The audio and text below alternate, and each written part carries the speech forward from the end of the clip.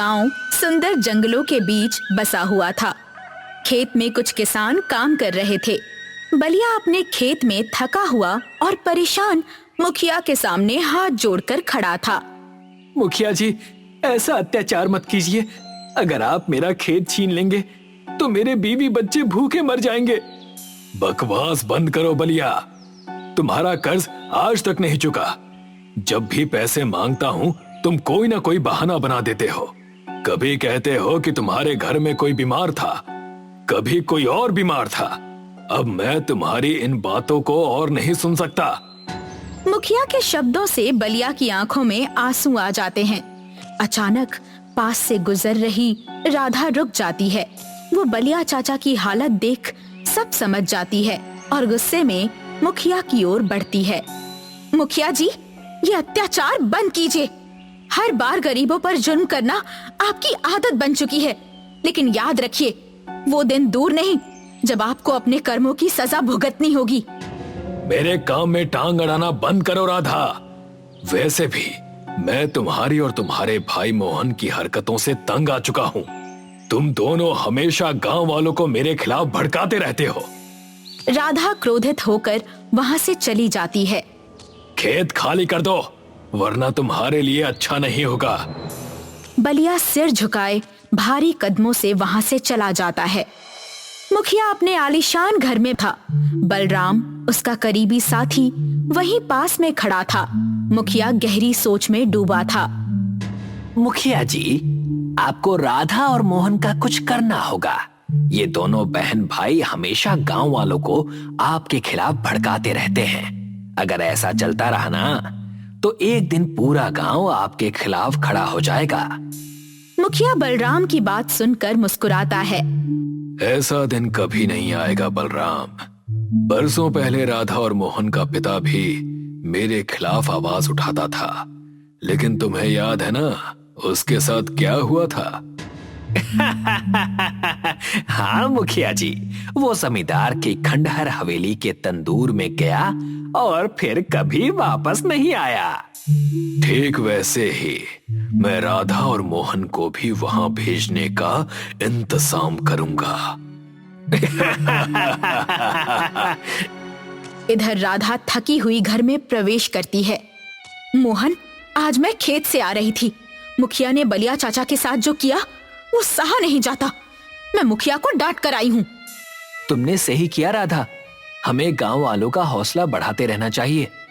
मुखिया जैसे लोगों के खिलाफ आवाज उठाना ही सही रास्ता है। राधा और मोहन की बातचीत चल रही होती है कि विमला गुस्से में वहां आती हैं। तुम दोनों मेरी बात कभी नहीं मानते। मैंने कितनी बार कहा कि गांव वालों के मामले में दखल मत दो। मुखिया जो करता है करने दो। तुम लोगों को बोलने की क्या जरूरत है? माँ, हम अपनी आंखों के सामने अन्याय कैसे सहन कर सकते हैं? मुखिया गरीबों का हक छीन रहा है और आप कहती हैं कि हम चुप रहें। क्या आपने हमें इसीलिए पढ़ाया लिखाया था कि हम भी बुज़दिलों की तरह जिएं? विमला गहरी सांस लेते हुए अपने बच्चों को गौर से देखती है। वो गंभीरता से कहती है, तुम्हें अब वो सच बताना ही होगा। ये गांव वाले सब जानते हैं, लेकिन डर के मारे कुछ नहीं बोलते। तुम्हारे पिता भी मुखिया के खिलाफ थे। उन्होंने भी गरीबों के लिए लड़ाई लड़ी थी। लेकिन क्या माँ? हमें अब तक क्यों नहीं बताया? बरसों पहले मुखिया और उसका साथी बलराम रात को हमारे घर आए थे। उन्होंने तुम्हारे पिता को घसीटते हुए जमींदार की हवेली में बंद कर दिया। उसके बाद तुम्हारे पिता कभी वापस नहीं आए। ये सुनकर राधा की आंखों में आंसू आ जाते हैं। जमींदार की हवेली? मैंने सुना है जो भी वहां जाता है वो वापस नहीं आता। आखिर उस खंडहर का रहस्य क्या है? ये बहुत पुरानी बात है। इस गांव पर कभी एक जमींदार का शासन था। वो अंग्रेजों के लिए काम करता था।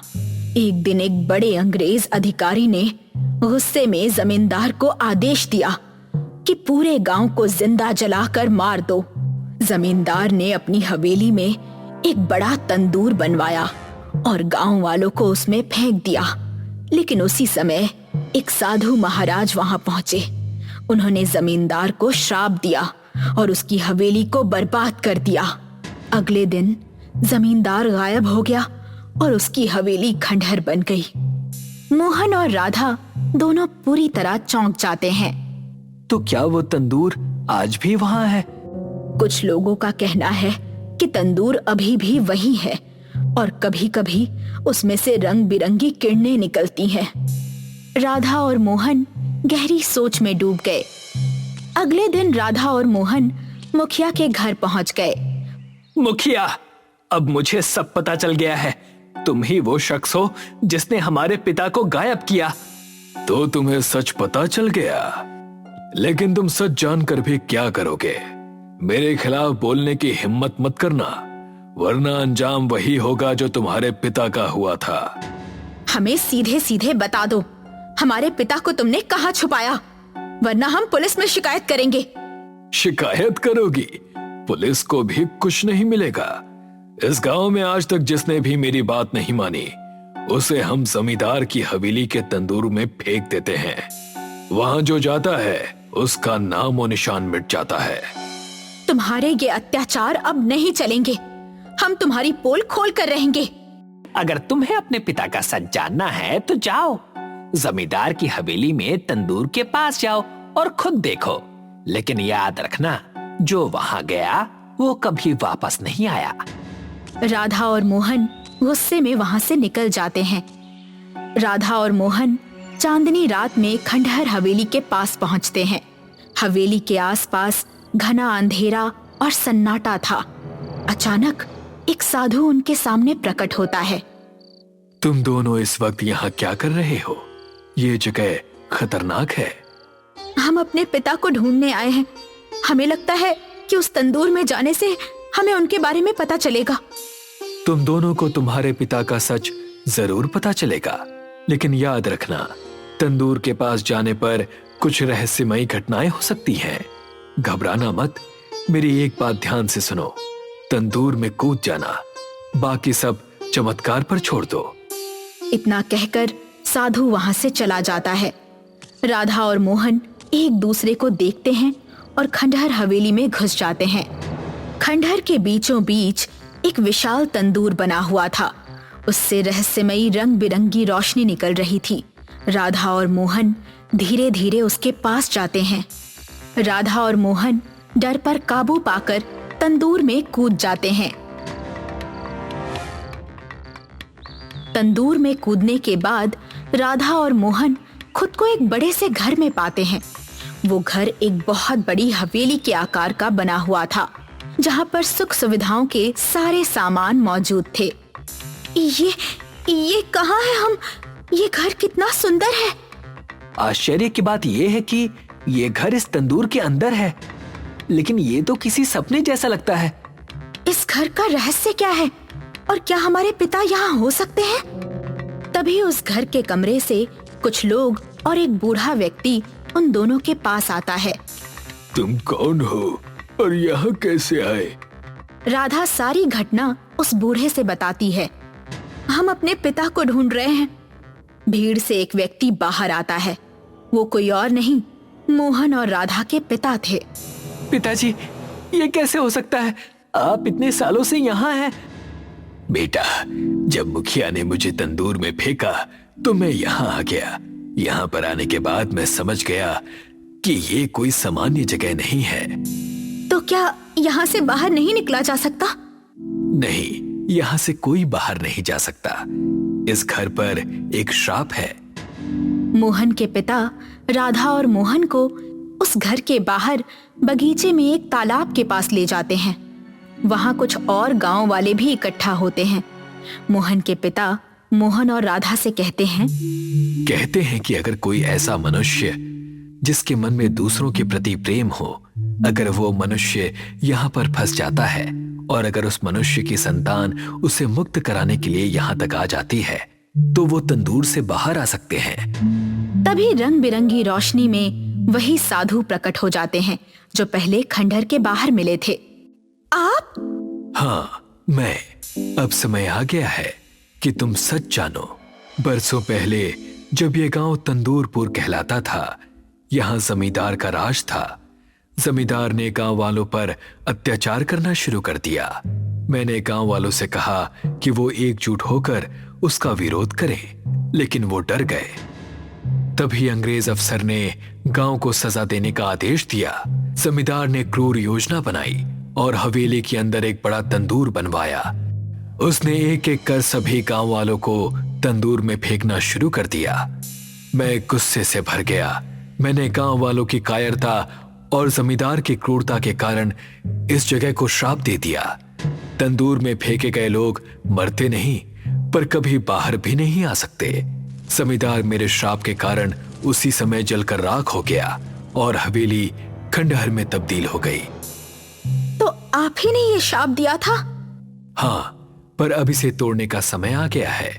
इस श्राप को तोड़ने के लिए किसी एक निडर व्यक्ति को तालाब में कूदकर अपना बलिदान देना होगा। मैं ये बलिदान दूंगा। नहीं मोहन, मैं करूंगी। ये मेरा कर्तव्य है। मोहन तालाब में कूद जाता है। तालाब से तेज रोशनी निकलती है। सभी गांव वाले शाप से मुक्त हो जाते हैं और तंदूर से बाहर आ जाते हैं। मुखिया और बलराम वहीं खड़े थे।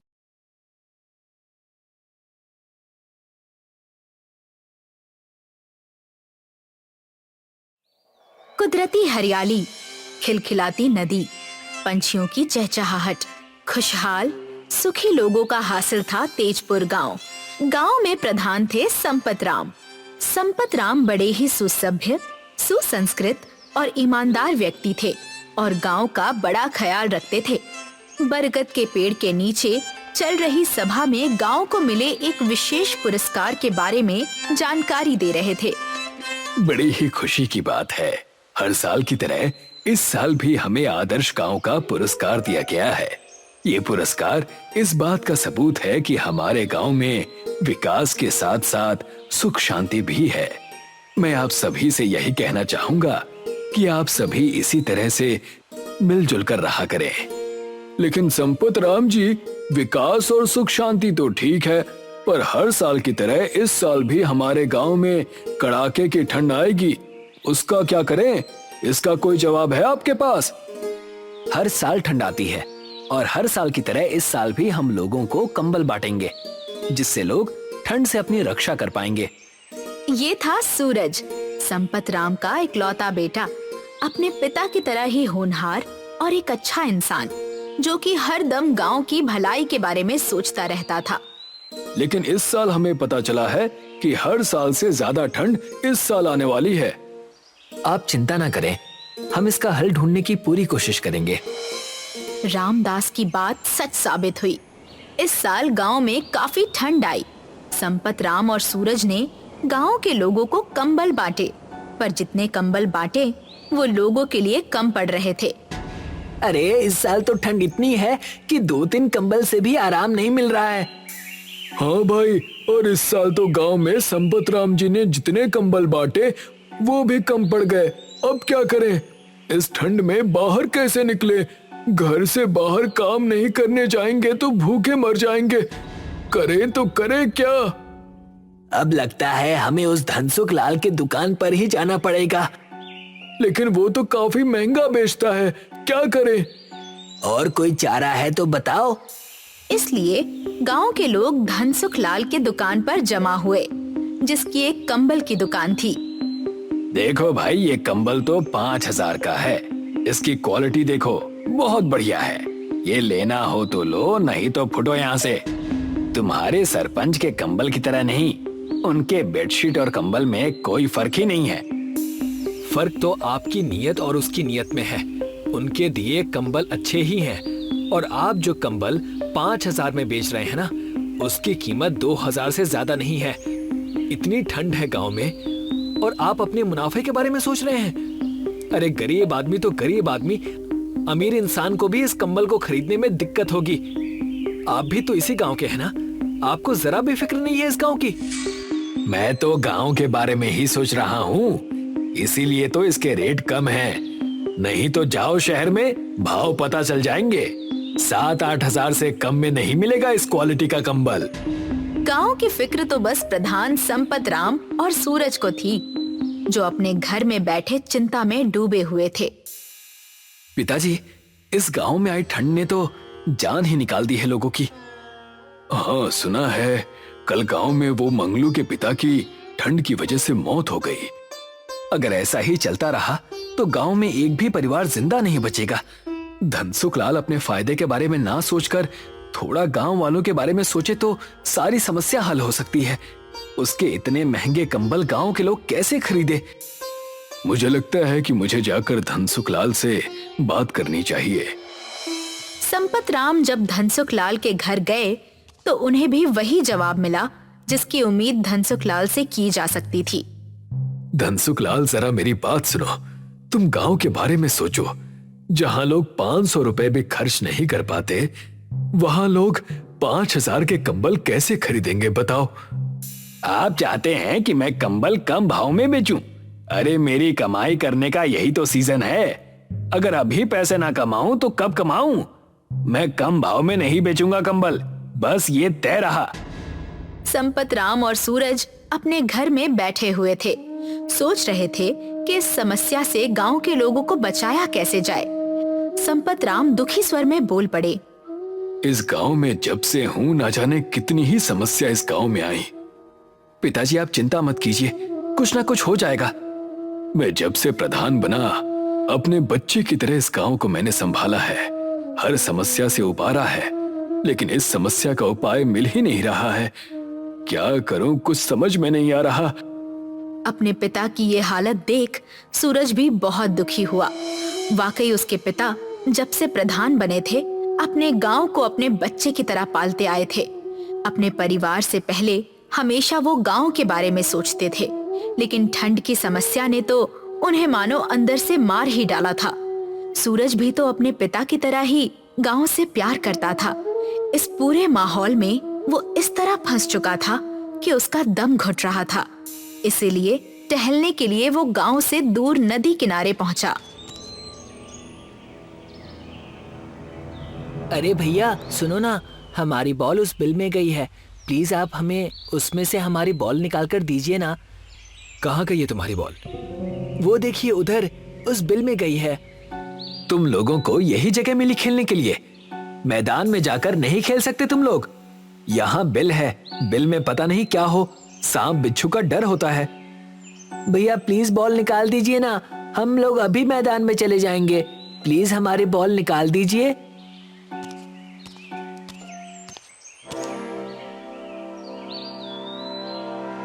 नाग को देखकर सभी डर गए, लेकिन सूरज तब चौंका जब नाग बोलने लगा। डरो मत, मैं जानता हूँ कि मुझे देखकर तुम डर गए हो। मैं एक बोलने वाला नाग हूँ। बिल में हाथ किसने डाला? सूरज डरते हुए कहता है। जी मैंने। हम बहुत खुश हुए, तुमने मेरी बहुत मदद की है। मुझे एक ऐसी चोट लगी जिससे ऐसा फोड़ा बन गया कि मैं ना चल सकता था और ना ही एक जगह बैठ सकता था। तुम्हारे छूने से वो फोड़ा फूट गया और अब मुझे काफी राहत है। तुम्हारी वजह से मुझे इस तकलीफ से राहत मिली है। बताओ मैं तुम्हारे लिए क्या कर सकता हूँ? मैं बहुत खुश हूँ कि मैं आपके काम आ सका। नाग देवता, आप एक दर्द से उबर चुके हैं। आपको तो दर्द का एहसास अच्छे से है। मैं भी एक दर्द से गुजर रहा हूँ जिसका उपाय मुझे नहीं मिल रहा। बताओ, मैं तुम्हारी हर तरह से मुश्किल को मिटा सकता हूँ। तो बताओ तुम्हें क्या चाहिए? जी मेरे गांव का नाम तेजपुर है। बात यह है कि इस साल गांव में काफी ठंड पड़ रही है, जिससे लोग काफी परेशान हैं। लोग मर रहे हैं। अगर आप हमारे लिए कुछ कर सके तो मैं आपका ऋणी रहूंगा। ऋणी तो मैं तुम्हारा हूँ। तुम्हारी इस समस्या का निवारण मैं करता हूँ। फिर क्या था, एक ही पल में सूरज और बच्चों के सामने एक बड़ा सा तंदूर प्रकट हुआ और सूरज के हाथ में एक जादुई माचिस भी आ गई। ये एक तंदूर है। तुम्हारे हाथ में जो माचिस है, सिर्फ उससे ही ये तंदूर जलेगा। इसकी गर्मी से तुम्हारे गांव में ऐसी गर्माहट फैलेगी कि कंबल की भी जरूरत नहीं पड़ेगी। सब कुछ सामान्य हो जाएगा। वाह, इतना बड़ा तंदूर! अब तो बहुत मजा आएगा।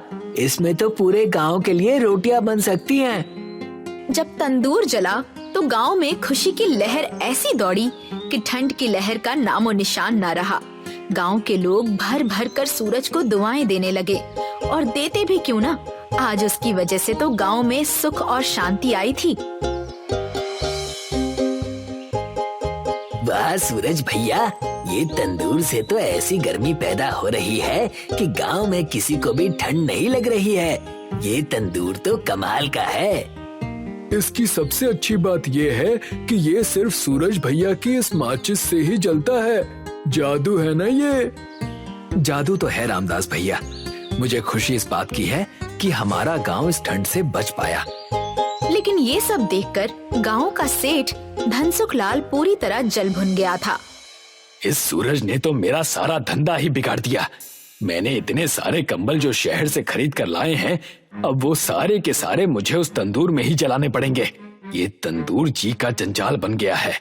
मुझे कुछ करना ही पड़ेगा। सुना है जो माचिस उस सूरज के पास है, सिर्फ उस माचिस से ही वो तंदूर जलाता है। अगर तुम वो माचिस चुरा लो और उसे नष्ट कर दो, तो फिर से लोग ठंड से मरने लगेंगे, और उन्हें ठंड से बचने के लिए कंबल तो तुमसे ही खरीदनी पड़ेंगी।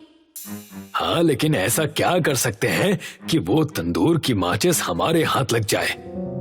तुम्हें वो माचिस गांव वालों की नजर से बचाकर चुरानी पड़ेगी। एक काम करो, रात के अंधेरे में तुम संपत राम के घर जाओ और वो माचिस अपने हाथ में लेकर उसे खत्म कर दो। रात को सारा गांव जब सो रहा था, तब संपत राम के घर के पीछे वाली खिड़की में कुछ हलचल महसूस हुई।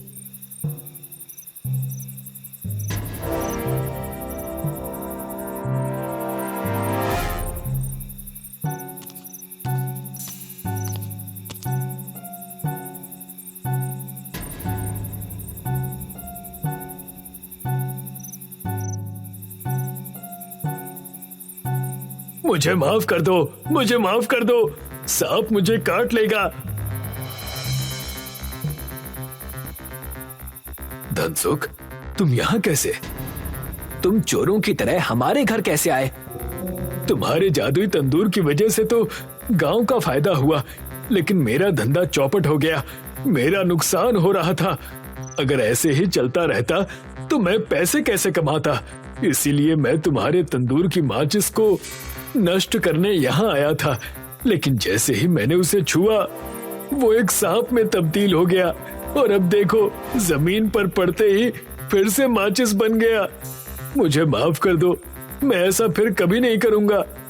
सामने का दृश्य देखकर क्या हुआ ये जानने में सूरज और संपत राम को जरा भी देर नहीं लगी। इंसान लालच में किस तरह अंधा हो जाता है, तुम्हें आज समझ में आ गया होगा। तुम भी इसी तेजपुर के सदस्य हो। गांव के सुख दुख में तुम्हें साथ देना चाहिए, ना कि लालच में अंधा हो जाना चाहिए। मुझे अपनी गलती का एहसास हो गया है, मुझे माफ कर दीजिए।